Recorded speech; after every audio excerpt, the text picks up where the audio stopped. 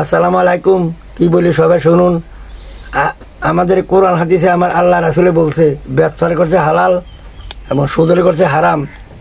এবারে যারা সুদ খান, সুদ করে বড় নাকি জানেন নেন, সুদ করে বড় গোনা আল্লাহরে তীর মারা, আর তীর মারছে কেন নমরুদে আল্লাহরে নাউযুবিল্লাহ। সত্তর কখনো মুসলমান না।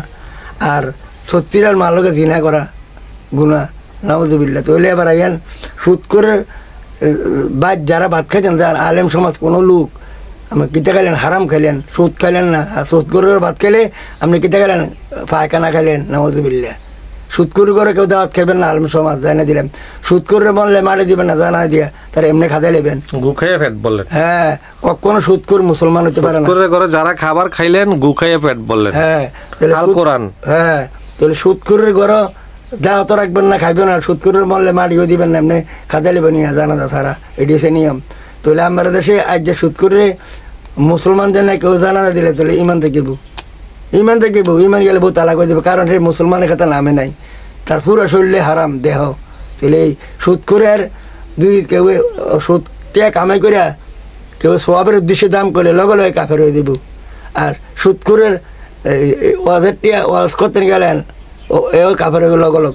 ইমান থেকে বউ গেছে সুদ করে সব বরবাদ গেছে, ইহকাল পরকাল সবে তার বরবাদ। আর সুদের ব্যাংক যারা ফাও রাখছেন, মনে রাখবেন জাহান্নামের ভিতরে ফাও রাখছেন।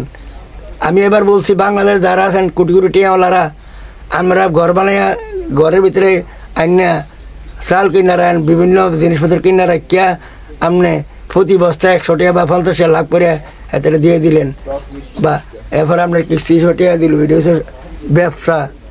আর আপনার সুদের উপর টাকা লাগাইলেন, সুদ মাসে আপনি 1000 টাকা 50 টাকা নিলেন মাসে, এটাই সুদ। তাহলে হারাম। তাহলে সুদের করছে আল্লাহ হারাম, ব্যবসার করছে হালাল। আমরা ব্যবসা করেন। আর যারা আছে বাংলাদেশ সরকার, আমি অনুরোধ করলাম আমরা ব্যাংকে সুদের কথা বাদ দেন, তাড়াতাড়ি সুদের বাদ দিয়া ব্যাংকে যারা লোন দিবেন আমরা, হ্যাঁ হ্যাঁ, তারারে আপনারা মাল কিনা দিবেন, মাল লাভ করে দিবেন, এটা ব্যবসা। আর সুদ বন্ধ করেন। সারা বাংলাদেশ সরকারের যারা আছেন কর্মচারী কর্মকর্তারা, সুদখানা বন্ধ করেন, ঘুষখানা বন্ধ করেন, বেপরদা মহিলা চলা বন্ধ করুন, নেশাদ্রব্য বন্ধ করুন। এই 4টা হারাম কাজ চলছে বাংলাদেশে। এই জন্য আমাদের আপনাদের কারোর আবাদত আল্লাহ তাআলা কবুল হবে না। কোরআন হাদিসের বিধানে দেশ চালানোর ব্যবস্থা করুন।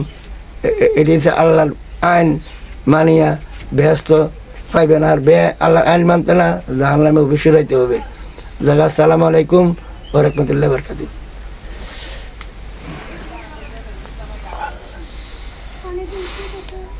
আলহামদুলিল্লাহ। দৈনিক কুমিল্লার ভয়েস, সত্যের সন্ধানে সবসময় চোখ রাখুন। দেশ ও দেশের বাইরের সবাই ধন্যবাদ। বাংলাদেশ চিরজীবী হোক, আমিন।